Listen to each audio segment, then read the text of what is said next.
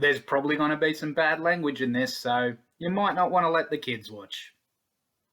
What's going on, you dirty degenerates? The wino is back, and welcome to the Tipsy Tight Ass Tipping Show. Now, what is this show? I'm going to give you some bet tips, and I know there's other betting videos out there, but why this is the Tight Ass Show is because, look, I know the last couple of years have been tough on people. Here in Australia, for the last 12, 13, 14 weeks, something like that, in certain places where I am, we've been on lockdown, so that's stopped us being able to make a lot of money, and I'm guessing there's a few broke motherfuckers out there like me. So, these are tips. They're not the pro bettors tips that's like throw 500 at this favourite and you'll get a decent return. These are ways so you can put a little money on the fights, make them more exciting, but hopefully get a decent return out of them. So this episode, we're going into UFC 266, Volkanovski versus Ortega, which doubles as the coach's fight for the Tough 29 season.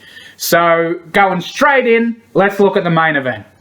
Volkanovski versus Ortega. And straight off the bat, I just got to tell you, I'm looking forward to this one. I mean, you can tell by my accent, probably, that I'm Australian, so I always love to watch a Volkanovski fight. And them being the coaches in Tough always adds a little extra flavour into the fight itself when the coaches go at each other at the end. It's definitely seemed to get under Volkanovski's bonnet. He's pretty pissed off at Ortega. Is that letting him motivate himself? Who knows? We've never seen him fight someone that he's particularly pissed off at. So whether that motivates him or whether it distracts him, we'll see. But in terms of the fight itself, I think Volkanovski is the warranted favourite here. Just a record, I mean, beaten Max twice. I know people complain about that second fight, but look, he beat Max clearly in the first. The second one was super, super close. I understand arguments for why Max won it. I think people get a bit mesmerised by the two knockdowns in the first two rounds. Personally, I did have Volk winning 3, 4, and 5, but I understand if you had Max winning 3, I don't think it was a robbery either way. But at the end of the day, he had a super close fight with Max that he got the nod on, and he had a fight with Max that he clearly won, and then he's beat everyone else that he's fought in the featherweight division as well, as Jose Aldo, Chad Mendes, Darren Elkins, and then others as he was making his way up. So there don't seem to be any holes in Volkanovski's game. There's not many in Ortega's either. And he's going to be very dangerous. I think Volkanovski has the footwork, the pace, the pressure to really put it to Ortega. And I think that's what it's going to be the main factor in this fight. Ortega does have a bit of a tendency to let fights get away from him a little bit before landing something big. Like early in his UFC career, he used to give away the first couple of rounds and then finish people in the third. He just had this knack for finding a finish. He hasn't done that as much as it's gone on, but even in his last fight against Korean Zombie, where admittedly he was looking better than ever, those first two rounds, it was kind of the old Ortega in terms of he was letting those rounds drift away from him and go to Zombie until he landed something big at the end of each of those rounds. And then 3, 4, 5, he just really picked up and took over from there. So he did win every round, but even those first two, just the rounds themselves, kind of look like a microcosm of his whole fights in his previous career. Now, Volkanovski's going to be the one putting the pressure on. Ortega's going to want to use his distance a little bit. He did do that better in the Zombie fight than he has in the past, because generally he hasn't used his distance all that much. He'll throw a few kicks from outside, but where he really likes to trade is in the pocket. And credit where credit's due, he's got balls to stay in the pocket and slug it out. And usually he does all right in there. Volkanovski, though, his fight IQ is on a different level. Going back to that second Max fight, I mean, Max's game planning was so amazing coming from the first fight and coming in with the game plan in the second to completely throw Volkanovski off his game. And you've got to give props to Max for that, but you've got to give even more props to Volkanovski and his team for spotting these issues in the first two rounds and figuring out what they needed to do to change it. So he actually adapted his game in the fight not in between when they had all this time to game plan and train for it, but in the actual fight itself, he adapted on the fly and he ended up getting the win. So his fight IQ is next level. One area where I'm a little worried about his fight IQ is with the lockdowns, both here in Australia and in New Zealand. He hasn't been able to do his camp with City Kickboxing. Now, he's still at his main gym. His main gym is down around Wollongong, down around Windang, on the south coast of Australia. And he's got his regular head coach there, Joe. But it seems a lot of the game planning and the technical stuff they do with City Kickboxing. So hopefully he's still been able to come up with some good tactics. I mean, he had good fight IQ before he started training with City Kickboxing, but that will be an interesting one to see how it works and how his training's gone with this lockdown schedule happening. So in terms of bets, I'm definitely picking Volkanovski to win, but he's at $1.50 right now. And at $1.50, I think Ortega's just too much of a threat. Like, Ortega, he's got such an X factor of being able to finish the fight, both with knockouts and especially with submissions. Like, if he can wrap his arms around your neck, you're done. He's got a different squeeze. He's got different angles that he can execute his chokes that most people just don't have that level of expertise. So he's super dangerous in that respect. So I'm not putting a head-to-head bet on this one. If you're going to, I can see some value in Ortega as the underdog at 260. But if you're going to put a bet on Ortega, I'd say put it on Ortega within the distance. That shoots up to 360. 360 for an Ortega finish, whether it's knockout or submission. I think that's a decent bet if you want to have a gamble. If you're not a tight ass from the Tipsy Tight Ass Tipping Show and you've got a bit of money to throw down, like you can have a decent amount to throw on for a bit of a return, yeah, I say throw it on Volkanovski if you've got that to lose. But in this show, we're just looking for more value. Going into the co-main event, we got the Bullet, my girl Val, Valentina Shevchenko versus Lucky Lauren Murphy. And look, let's be honest here, we're not going to spend too much time talking about this one because you know and I know that Val is the heavy favourite for a reason. If you've watched my channel before, maybe you've seen one of my earliest videos talking about why Valentina is the pound-for-pound #1 in the women's side of MMA. I'm such a huge fan of Valentina Shevchenko. And look, I'm a huge fan of Lauren Murphy too. She's the perennial underdog. If you can't get behind Lauren Murphy, like, what's wrong with you? I was so glad to see her get the shot here, but look, that's going to be the consolation for her, just getting the shot, because Val is going to chew her to pieces. She's better than her in every department. She's got better grappling, she's got better striking. Lauren's best quality, I think, is like her grit and determination. Very much like Roxy, who we're going to see further down the card. And they've actually fought each other. Lauren came out on top, so in the Battle of Grit, she won. But look, grit's not enough to get past Val. In terms of betting, don't bother putting money on Val head-to-head because she's at $1.08. If you bet $100 on her, you'd win $8. That's just not worth it. If you've got $10,000 to bet, do it. Because what did that be? That'd be $800. That's a pretty safe bet. If you want a free $800 and you got $10,000 laying around, throw it on Val. But if you're a tight ass, like this show is aimed at, stay away from this fight. Murphy's not worth the risk on the underdog line. Yeah, she's going at $7.50, but you may as well just throw whatever money away that you're about to put on her. But where the betting does work for this one, whatever multi you've got running this weekend, just throw Valentina on there to bulk it up a little bit. Trust me, that leg's going to come off.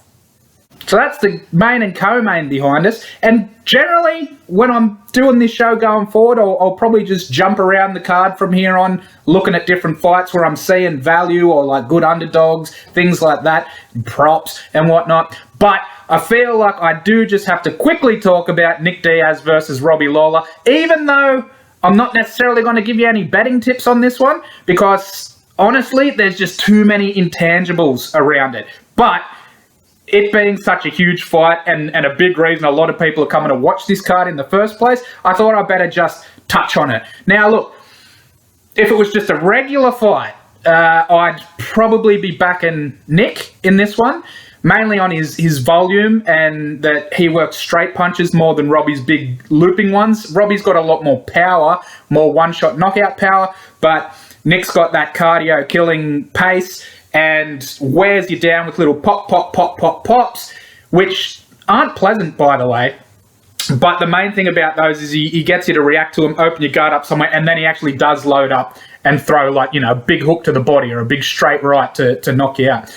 And I think style-wise, Nick would have the advantage on Robbie, but so many questions revolving this fight. First of all, it's like 6 years since Nick fought, so it's how fresh can he be? I know Dominic Cruz doesn't believe in ring rust, but 6 years, there's got to be some ring rust. There has to be, even if you've been training the whole time. Also, Nick, he always enjoyed a bit of weed, but I feel like he never really drank when he was fighting. But in this little hiatus he's been doing, he's become a bit of a party boy. So has he kept his fitness up? Who knows? We'll see.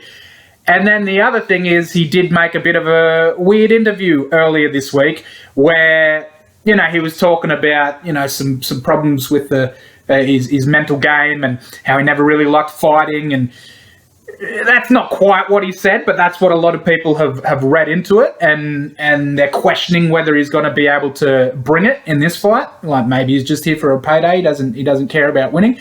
I think, of course, he's going to come in there caring about winning, but who knows how he's affected with all this layoff and being back in the spotlight. He already wasn't a big fan of the spotlight. And then on top of that, the weight change. This was a 170-pound fight. And then last week, or through the week, I think it was, like halfway through the week, days out before the fight, Nick's team petitioned to get it changed to 185, which they did. So that sent alarm bells off for a lot of people thinking, oh, is his fitness not there? He can't make the weight. But honestly, it could also be a bit of, classic Diaz brothers gamesmanship. They do stuff like that, not necessarily changing the weight, but, not showing up to press conferences and changing times of things. And, whether or not they're doing that to throw their opponents off, they do quite often do shit like that. So you could read into all that, but it might mean nothing because Diaz is so weird like that. If you need to have a bet on this fight, if you personally, I'm going to steer clear of it because of all those question marks, and I'm just going to enjoy the fight. Sometimes it's nice just to not have to sit and worry about where your money's going and just enjoy the fight. That's what I'm going to do with this one. But if you absolutely have to bet, I would probably recommend you put it on Diaz. And that's because with all that shit I talked about that happened this week, the interview and the weight change and everything like that, they were at a pick'em pretty much the whole way up. And then with that shit coming in, it looks like a lot of money's come in on Robbie. So Nick is now at 215. And I believe Robbie is, where is he? Robbie is at 170. So I think, the value is there on Nick. As I said, just style-wise, I would have picked him, but I don't know how he's going to show up. If you need to bet on this one, I'm saying Nick. But if you really want my advice, I say stay away from betting on this one and just enjoy it. Just have some fun. Next fight I'm going to talk about is Dan Hooker versus Nasrat Hat Perez. And when I first looked at this one earlier in the week, Hooker was at like $1.55. Hat Perez was at $2 something. I was picking Hooker just off the top of my head, but I was like, oh, Hat Perez might be a bit dangerous to be backing Hooker at $1.55. So then I went through to Scout, watch their past fights. First thing I did was watch both their fights with Mark Jacasey because they happened very close together. You had Hooker fight Jacasey, then Jacasey fought Hat Perez straight afterwards. So within a few months of each other. And they're all strikers. So it's a nice kind of baseline to get an idea of where they were at that point. A lot has happened since then, but I thought it was just a nice starting point to watch them fight the same opponent at a similar time and just get a bit of an idea for where they both stood. And after doing that, to be honest, I was thinking of throwing some underdog money on Hat Perez because he seemed to perform better striking against Dawkis. He completely outstruck Dawkis, whereas Hooker was either even in the striking or maybe even got outstruck by Dawkis. It was Hooker's grappling that won him that fight. And he got some takedowns, I'm pretty sure, in the first 2 rounds, and he caught a guillotine when Dawkis jumped in on a takedown in the 3rd. But up until then, it was like, it was a bit of a question. Whereas in the Hat Perez fight, Dawkis was kind of in at the start, but once Hat Perez got his rhythm, he really started picking up and ran away with it. And that's what you notice with Hat Perez. He's definitely a rhythm fighter. He's got great footwork, great forward pressure, and what he does is he likes to back you up, use his footwork to cut off the cage and get you backed up between him and the fence. And once he's got you between the fence and the center octagon, the black octagon in the center of the big octagon, once he's got you in that space, that's when he starts opening up. And he throws good combinations. And as the fight goes on and he gets more and more of your reads, he gets more and more of a rhythm, and his combinations become longer and smoother. And that's what he's all about. Now, Hooker, well, after seeing that, I was thinking, okay, so what game plan do you want to combat that? Well, first of all, I noticed he was a bit vulnerable up the center channel. Dawkis and most of his other opponents, the best success they had was when they were attacking up the middle. And I already knew Hooker has those great knees. When you try to come in on him, they just come up real fast and he knocks people out with them all the time. So I'm like, Hooker's going to need those knees. What else will he need? He's going to want to stay at distance. He'll probably have the length. He'll want to keep that distance with front kicks, like snap front kicks to the body. Not so much push kicks necessarily, but them snappy ones with your toes to the body. He'll want to use his straight punches, particularly the jab. He'll want to use leg kicks, and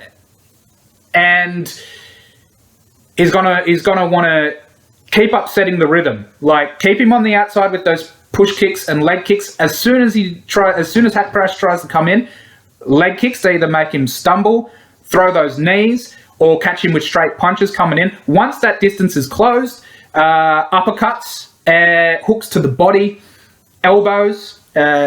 And I remember Hooker being particularly good at elbows.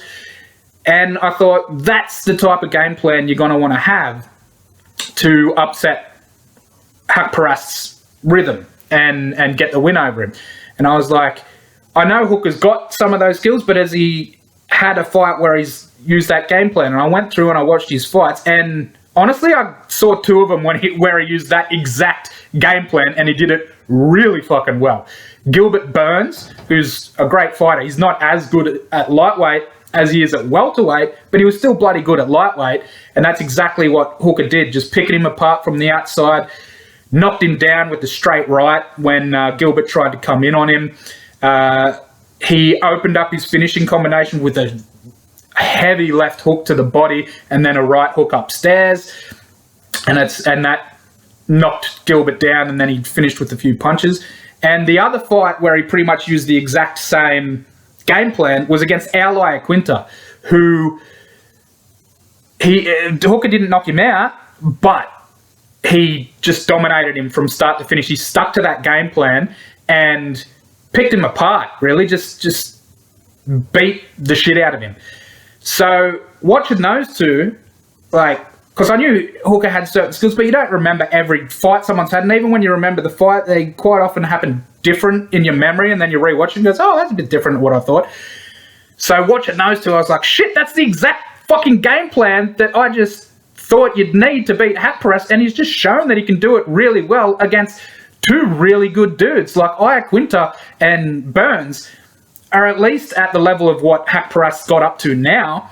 And also, in all those fights they had since the Dawkis fights, Hooker's strength of opponents has been so much higher. The best fighter Hat Perez has fought has been Drew Dober, who's just kind of fringe top 15. I think he was top 15, and Brad Riddell just beat him and took his place in there. And Hat Perez got knocked out in the first round in that one. Now, I would have liked to see that go longer because he got caught with a good shot. Anyone can get caught with a good shot. Dober's got great power, great striking. He can knock anyone out. So I would have liked to see if Hat Perez had the skills to compete with someone at that level over the 3 rounds rather than just get caught and knocked out quickly. But it didn't happen, so we don't know. Whereas Hooker's fought dudes of at least that level and even higher. I'd say Paul Felder is above that level, and he won that fight. I know a lot of people thought Felder won that, but it was super close, and you can't really call it a robbery either way. Already said Ally Quinta, bloody Gilbert Burns, even James Vick, probably not quite as good as Dober. He was looking like he could be at the point that Hooker fought him, but since then he's got knocked out a bunch of times, so seems there's a bit of a weakness there. But even in a couple of his losses, I know Barboza and Chandler, like Chandler caught him, he's got that huge power. Hat Perez doesn't have that kind of power. He's going to need to piece together combinations. He's not just going to get one-shot knockout like Chandler did. And Barboza did fucking chew Hooker up. But I wouldn't necessarily put Hat Perez at the level of Barboza right now. What was really interesting rewatching those fights is goddamn Hooker was strong over the first 3 rounds in his Felder and Poirier fights. He won the first 3 rounds in both of them. So this is a 3-round fight. I know you're going to fight different over 5 rounds, like your opponents, and you might pace yourself differently because you need to last 3. And he did kind of fade in both those in the championship round, so maybe he should have paced himself more. But he won the first 3 rounds of both of those fights, including against Dustin Poirier, who a lot of people think is the best guy in the division right now. He doesn't have the title, but that's because he decided not to take the title shot and fight Conor McGregor instead. So the fact that Hooker could win over 3 rounds against Poirier and Felder makes me think he can do it against Hat Perez as well. So after doing all that scouting, I was like, you know what? I actually think $1.55 is good money for Hooker now. And a couple of days after that, he shot up to $1.70. And I was like, holy shit. I'd put head-to-head money on this. He's at $1.62 now. And I still think that's good value if it was just a regular fight. But looking into it, both of them have had some big visa issues. I was hearing Dana, apparently, I think Nasrat's mum died, and he went back to her funeral, and now he's struggling to get back.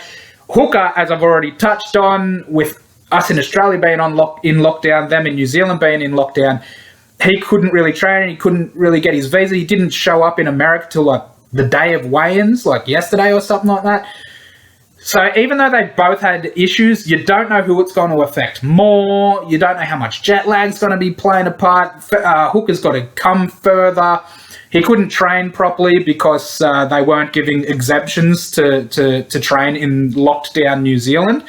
So much like with the Nick and Robbie fight, these intangibles have just made me go like, ugh, I don't know if I want to throw head-to-head money on it.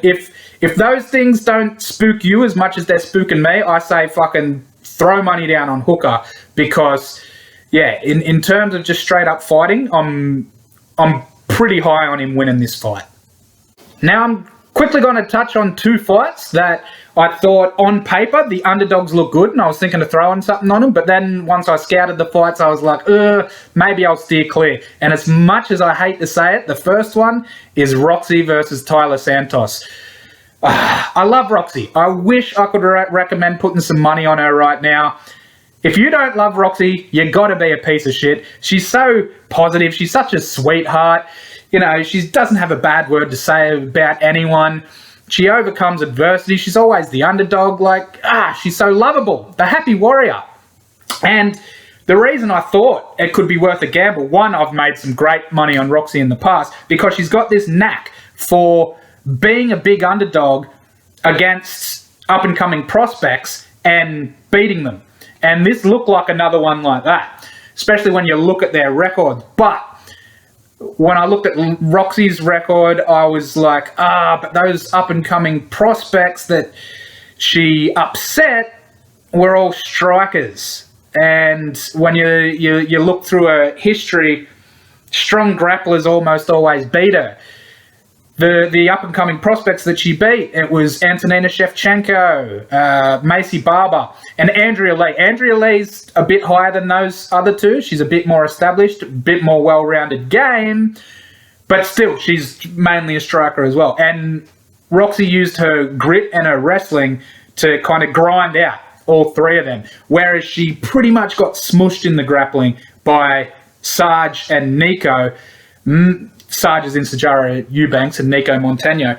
And maybe Jennifer Maia too. I didn't rewatch that fight, but Jennifer Maia is another great grappler who beat Roxy pretty convincingly. And then I watched Tyler Santos's last couple of fights. Well, I watched all three of her UFC fights. Her first fight, yeah, she lost to Mara Romero Barella, who doesn't have the best record in the UFC. I think she's been cut now even. But look, that's a debut. You can't read too much into a UFC debut. Octagon jitters are a real thing. Then she beat Molly McCann. Not necessarily all that comparable to Roxy, but then she beat Jillian Robertson, who's another good grappler, and she smushed Jillian in the grappling. So it was just like, I wish I could recommend a Roxy bet, but style-wise, I think this is a bit of a nightmare matchup for her. And she was 375 at the time, and I didn't see that. This is Roxy, was 375 at the time. Even at that high money, I didn't see value. She's 410 now, and I still don't think you should be backing her. Santos is at $1.27, so you're not really getting any value on that. It's too low. But you'll see at the end of this video that I've got a bit of multi with all these heavy favorites to try to catch that value for you. So please forgive me, Roxy. I wish I could recommend you, but do not bet on Roxy in this fight. The other one where the underdog looked pretty good on paper is Shamil Abdulrakimov versus Chris Dawkis. Once again, I was leaning towards Dawkis before looking at it, but he was like at $1.50 or something, and Abdulrakimov was at like $2.25, and then looking at their records on paper, I was like, holy shit, like Abdulrakimov, he's beaten Marcin Tybura, he's beaten Andrei Arlovsky, he's got some good wins, beaten Walt Harris, whereas the best win for Dawkis has been Alexei Olenek. And look, I'm no critic of Alexei Olenek. I've been a big fan of him for a long time. I know how good he is, but in his last few fights, he's definitely been fading. Like, he's 40-something years old. It seems like all those years caught up to him in the last year or so, and he's just not been the same. So that's made me think, ooh, Abdulrakimov could be an interesting bet here. And his only losses are to, like, top guys. Curtis Blades, Derek Lewis, and I mean Timothy Johnson, who's not the toppest guy, but that was in Abdurakimov's debut, and like I said, you can't read too much into debuts. But then when I went through scouting, I was like, ooh, it solidified my opinion that Dawkis was going to win this one, because surprisingly, Abdurakimov's wrestling isn't as good as you think it is. Like, you think of him as a wrestler, but I didn't watch all his fights, but I watched a lot of them. He landed hardly any takedowns. He landed no clinch takedowns. He only landed one double leg. That was against Derek Lewis, and he caught that at a good time while Derek had his legs together, took it down pretty easy. No single legs. Kind of got a single leg against Derek Lewis. It's like an ankle pick. Derek was standing and he lifted his leg up in the air and then pushed him back. But the main way he gets takedowns is by catching kicks. And admittedly, he's very good at catching kicks, and he's very good at getting you down once he catches your kick. That Lewis takedown where I said he lifted his leg from the ground, that was basically like he turned it into catching a kick, because he took his leg off the ground and then he pushed forward as if he'd caught a kick.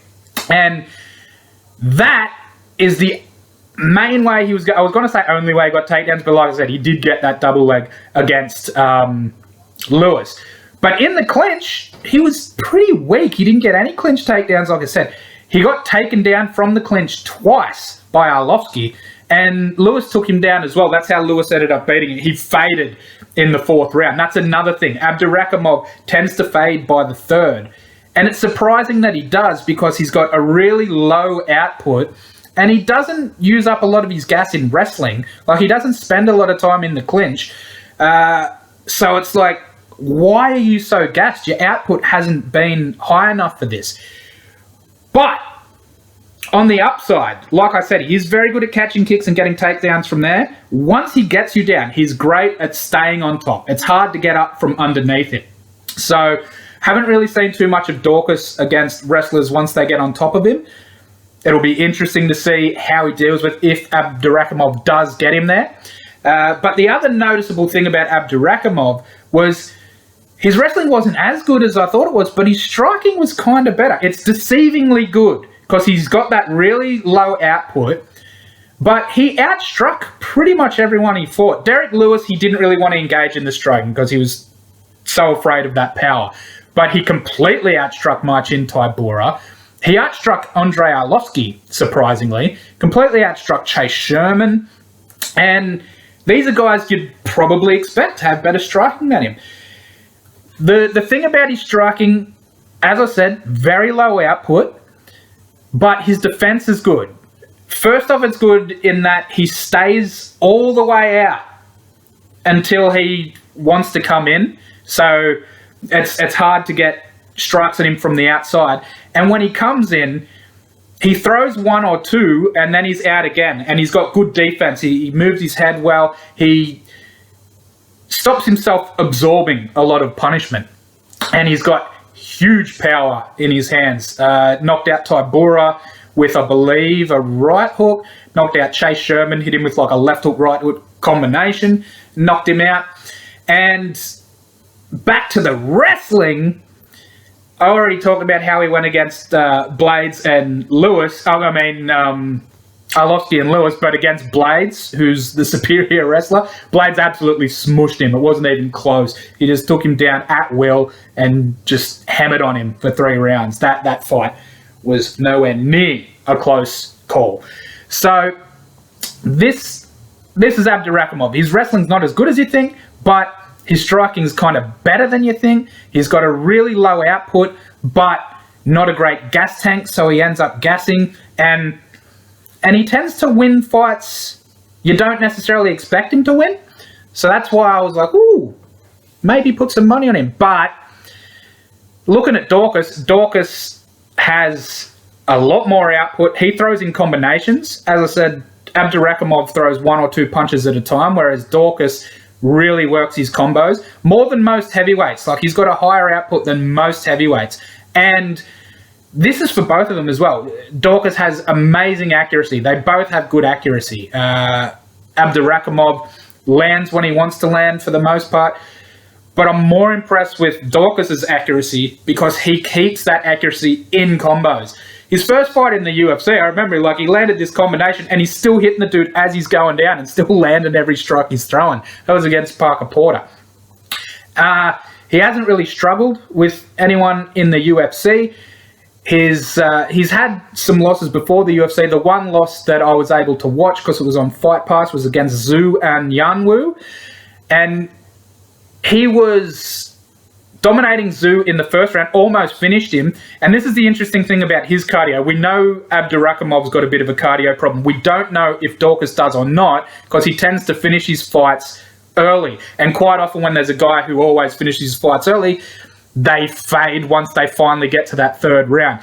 The good thing for Dawkis' cardio was in that Zhu fight, he almost knocked Zhu out in the 1st round, and he, well, not emptied the tank, but he went all out trying to finish. And so often you do see guys end up super gassed after that. But he came out in the 2nd round and he still seemed to have just as much energy. Now, Zhu ended up knocking him out by catching him with a strong right hand. And that's why Abdulrakimov could be a danger here as well, because he does have that strong right hand and he's just got a knack for winning. But his wrestling not being as good as I thought, him being able to get takedowns mostly off catching kicks, and Dawkis isn't a big kicker, he's mainly a boxer. Dawkis' pressure and his combinations just make me think, and what seems like superior cardio for now, just makes me think that Dawkis is who I'd pick, but Abdulrakimov's just too much of a danger for being able to put it out for me to put head-to-head money on Dawkis. So, once again, not putting head-to-head money on this one. I'll spoil it for you. On this card, I'm not putting down any head-to-head money. It's multis and a method of victory that I got, but I'll get to those in a sec. The next 2 fights I'll quickly run through. Both fights that have a very heavy favourite, and for good reason. Like I'm saying, that favourite is who you should be backing. The first is Andraj, Jessica Andraj versus Cynthia Calvillo. And look, Cynthia's good, but I think this is a nightmare matchup for her. First of all, you look at the strength of their opponents. Since Andraj dropped down from bantamweight, she's only ever lost to champions. At strawweight, she lost to Joanna, Wei Li, and Rose, all champions. And she even beat Rose once, took the title herself. And since she's been at featherweight, her only loss so far has been to Valentina. Yeah, those are losses, but if Cynthia fought any of those girls, I'd be picking the other girls. I'd be putting my house on the other girls over Cynthia. Whereas Cynthia's two losses have been to Carla Esparza and Caitlin Chookagian. Now, Andraj has actually fought Chookagian and she dominated her. So, look, MMA math doesn't work, but looking at a common opponent, you can get a bit of an idea of things. And especially this fight, as I'll go into in a second, just quickly say that Andraj hasn't fought Carla, but if she was going to fight Carla, unlike what I said about Calvillo, I'd be picking Andraj to beat Carla. So, Cynthia, I would pick to lose against everyone Andraj has lost against, whereas Andraj beat one of the people Cynthia lost to, and I'd pick her to beat the other one. Now, getting back to that Chookagian fight, the thing that's so interesting about that is Cynthia's... I didn't look up the reach, but I'd say Cynthia's going to have the reach on Andraj, and she's going to want to use it. She's going to want to get behind straight punches. She's got a good 1-2. That's like her best combination. She throws it pretty well. She doesn't have a huge amount of other combinations, but you know, a good straight 1-2, and she's going to want to keep Andraj at the end of her punches, so Andraj can't land those big bombing hooks. But the thing is, when Calvillo fought Chookagian, that's what Chookagian did to her. Chookagian kept Calvillo on the outside of her range and just completely picked her apart for 3 rounds. Whereas when Andraj fought Chookagian, Andraj had no issues whatsoever closing that distance, getting inside, throwing big hooks, getting her up against the cage, and ended up knocking her out in the first round after they broke from the cage and she landed that big gut punch that took all the wind out of Chookagian. So the fact that Calvillo's going to want to use her distance, and Andraj had no issues with someone that has a longer distance and uses it better than Calvillo, makes me think striking, Calvillo is in a lot of problems. When it comes to the grappling, I'd say technically Calvillo is better, but Andraj is just so much stronger, so much more powerful. I don't see Calvillo being able to get takedowns from the clinch. I don't even see her getting double legs necessarily unless she times them perfectly, because Andraj has such strong hips. She is good at timing single legs and getting them down with efficiency, not burning up too much of her gas tank. So she might be able to pull some of those off, and that's what she's going to need. Andraj, on the other hand, if she can get Cynthia in a clinch, especially up against the cage, that patented high crotch slam is just around the corner. I can see her doing that all day. Once they're on the ground, it's a bit of a matter of whoever's on top, really. And I know that's the case a lot of times with a lot of fighters, but it's especially the case here. Now, Cynthia, I think, is a little better off her back than Andraj, but they're both really strong on top. Cynthia's not going to want Andraj on top of her. She is so heavy on top, and she throws really solid ground and pound. She messes girls up from there. And Cynthia, she is super aggressive when she gets on top. And she is great at transitioning, great at staying on top, and great ground and pound as well. So if either girl ends up underneath the other, they're in a bit of trouble. Problem is for Cynthia, it's going to be real hard for her to get it there against Andraj. Maybe she can pull off one of those single legs, but I don't necessarily see it happening. So, overall, I just think Andraj is going to have the strength, the power, and the aggression to basically run through Cynthia. Now, she's at, what, $1.36? So, once again, you're not getting much value off that. I don't see value in Cynthia as the underdog, though, at 310 for all those reasons I just said. I think this is one of the worst matchups Cynthia could run into. Andraj, even if she's not technically better than Cynthia in some areas, she's just got the physicality to be better than her there. And yeah, so I wouldn't put head-to-head money on either girl there, but spoilers, Andraj is going to be on, well, two of my multis that I talk about later on at the end when I tell you what my bets are. And the final fight I'm going to talk about is Blades versus Biggie Boy. Curtis versus Jairzinho Rozenstruik. And I'm going with the favourite on this one. I think Blades...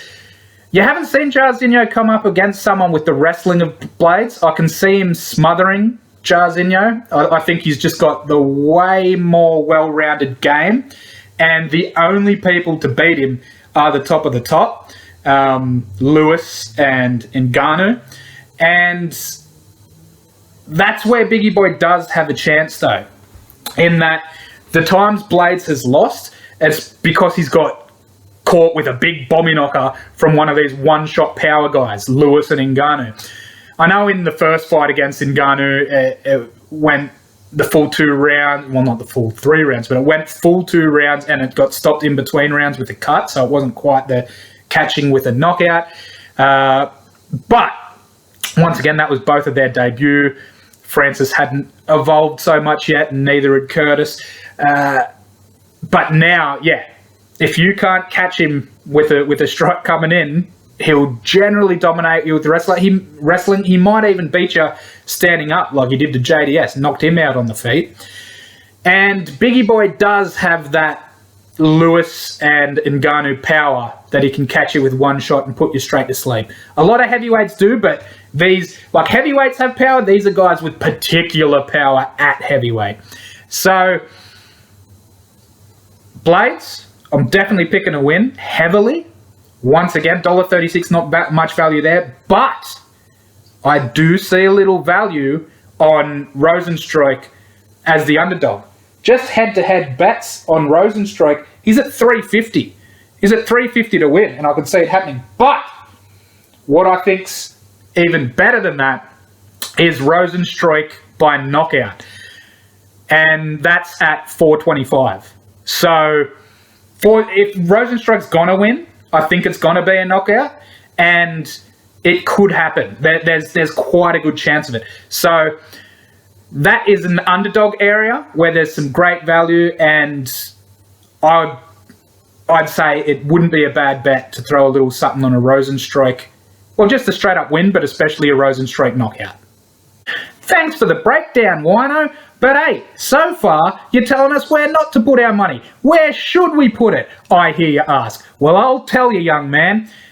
What I like to do, I like to make, a pretty sensible bet that'll cover the money for my bets and hopefully have a little bit of win on top, and then have another couple of bets to hopefully, really push that price up. So usually for my sensible bet, I like to find a good underdog on the card and just put a head-to-head bet on that.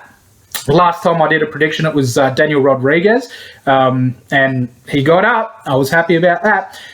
This time, though, any of the underdogs that I went in to scout, by the time I scouted them, I was like, oh, I'm not really feeling them anymore. So what I've done is put some real heavy favourites, not just heavy favourites in the odds, but also from my scouting, together on a multi. It's 4 legs, and I know every time you add a leg, your odds of winning exponentially decreases, but I'm very confident in all 4 of these legs, so I put them together, and that's Tyler Santos, Jessica Andraj, Curtis Blades, and Valentina Shevchenko at $30, and the odds are $2.34 when you put them all together, so that returns $70.20. So a $40.20 win off the bet, but I've got 2 more $10 bets, so that's $50 for the day. So if that one comes off, I'll get all my money back plus $20. Now, for my next one, I put on another multi, and I piggybacked off that multi. So I put the same 4 legs in, Tyler Santos, Jessica Andraj, Curtis Blades, and Valentina Shevchenko. And then I also added Chris Dawkis, Dan Hooker, and Alexander Volkanovski. So it's pretty much all the picks I've made from the fights I've actually broken down, except for the Nick and Robbie fight, which, like I said, I just want to sit back and enjoy. Those odds come out at $9.89, and I'll put $10 on that to return $98.90. So if that comes off, the one before automatically comes off, and basically wins me $120 for the day. So fingers crossed. Now the last one I put on, this time I put on a bit of a hedge. I like to hedge from time to time. And this time I put the hedge on one of the underdog tips I already mentioned before, and that is Jairzinho Rozenstruik by knockout at 425. Put $10 on that to return $42.50. And the reason I did that is out of those 4 legs in the in the sensible multi, Blades is the one I'm most worried about, because Rozenstruik does have that one-shot power I talked about, and he's got the ability to land it on you. The biggest worry is Blades catching one of those shots and getting knocked out. So, $10 on the knockout. If it happens, those first 2 bets lose, but I get $42.50 back. I'd lose $7.50 for the day, but, you know, that's something I can deal with. I mean, I can deal with losing the 50. Gamble responsibly, people. Only gamble with an amount that you can afford to lose. I mean, common sense says that, but I thought I'd just mention it again. But yeah, that's it. That's my bets. So, hoping for a $120 win on the weekend.